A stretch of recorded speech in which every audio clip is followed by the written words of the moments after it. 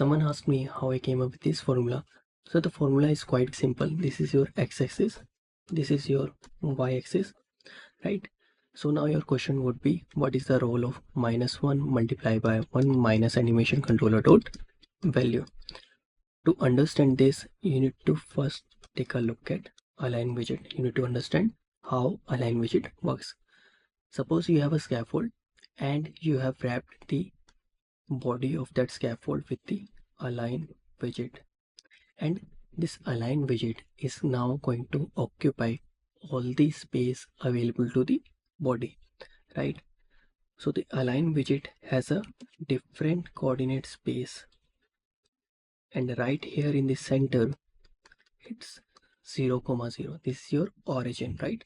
And this is -1, this one, this -1, and this is 1.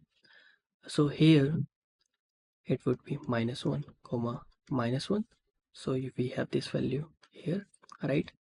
And I want to move it to the center.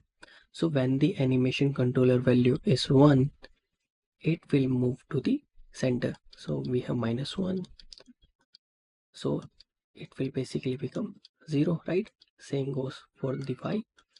That's why I have written this formula. I hope you found this video helpful. If you want to learn more about Flutter, you can subscribe to the channel. See you in the next video.